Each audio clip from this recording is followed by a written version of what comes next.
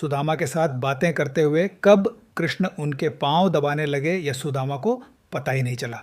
सुदामा सो चुके थे, किंतु कृष्ण अपनी ही सोचों में मग्न उनके पांव दबाते हुए बचपन की बातें करते चले जा रहे थे कि तभी रुक्मिणी ने उनके कंधे पर हाथ रखा। कृष्ण ने चौंक कर पहले उन्हें देखा और फिर सुदामा को, फिर उनका आशय समझकर वहां से उठकर अपने कक्ष में चले आए। कृष्ण की ऐसी मग्न अवस्था देखकर रुक्मिणी ने पूछा, स्वामी, आज आपका व्यवहार बहुत ही विचित्र प्रतीत हो रहा है। आप जो इस संसार के बड़े से बड़े सम्राट के द्वार का आने पर उनसे तनिक भी प्रभावित नहीं होते हैं, वो अपने मित्र के आगमन की सूचना पर इतने भाव विह्वल हो गए कि भोजन छोड़कर नंगे पांव उन्हें लेने के लिए भागते चले गए। आप जिनको कोई भी दुख, कष्ट या चुनौती कभी रुला नहीं पाई, यहाँ तक कि जो गोकुल छोड़ते समय मैया यशोदा के अश्रु देखकर भी नहीं रोए, वे अपने मित्र के जीर्ण शीर्ण घावों से भरे पांवों को देखकर इतने भावुक हो गए कि अपने अश्रुओं से ही उनके पांवों को धो दिया।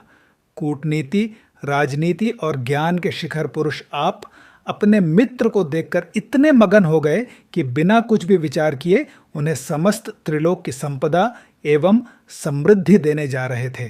कृष्ण ने अपनी उसी आमोदित अवस्था में कहा, वह मेरे बालपन का मित्र है रुक्मिणी, परंतु उन्होंने तो बचपन में आपसे छुपाकर वो चने भी खाए थे जो गुरुमाता ने उन्हें आपसे बांटकर खाने को कहे थे। अब ऐसे मित्र के लिए इतनी भावुकता क्यों? सत्यभामा ने भी अपनी जिज्ञासा रखी। कृष्ण मुस्कुराए, सुदामा ने तो वह कार्य किया है सत्यभामा कि समस्त सृष्टि को उसका आभार मानना चाहिए।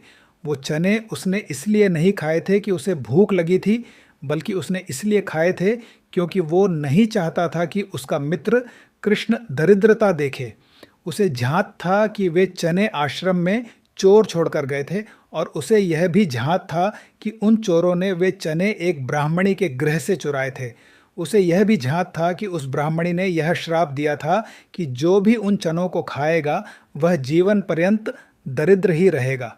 सुदामा ने वे चने इसलिए मुझसे छुपाकर खाए ताकि मैं सुखी रहूं। वो मुझसे ईश्वर का कोई अंश समझता था, तो उसने वे चने इसलिए खाए क्योंकि उसे लगा कि यदि ईश्वर ही दरिद्र हो जाएगा तो संपूर्ण सृष्टि ही दरिद्र हो जाएगी। सुदामा ने संपूर्ण सृष्टि के कल्याण के लिए स्वयं का दरिद्र होना स्वीकार किया। इतना बड़ा त्याग रुक्मिणी के मुख से स्वतः ही निकला। मेरा मित्र ब्राह्मण है रुक्मिणी, और ब्राह्मण ज्ञानी और त्यागी ही होते हैं।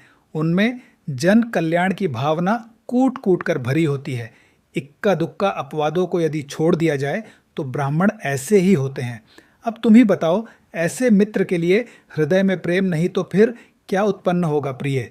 गोकुल छोड़ते हुए मैं इसलिए नहीं रोया था क्योंकि यदि मैं रोता तो मेरी मैया तो प्राण ही छोड़ देती, परंतु मेरे मित्र के ऐसे पांव देखकर, उनमें ऐसे घावों को देखकर मेरा हृदय भर आया रुक्मिणी।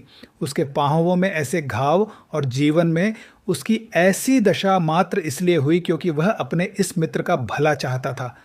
पता है रुक्मिणी, परिवार को छोड़कर किसी और ने कभी इस कृष्ण का इतना भला नहीं चाहा।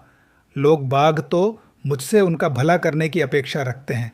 बस सुदामा जैसे मित्र ही होते हैं जो अपने मित्र के सुख के लिए स्वेच्छा से दरिद्रता एवं कष्ट का आवरण ओढ़ लेते हैं। ऐसे मित्र दुर्लभ होते हैं और न जाने किन पुण्यों के फलस्वरूप मिलते हैं। अब ऐसे मित्र को यदि त्रिलोक की समस्त संपदा भी दे दी जाए तो भी कम होगा।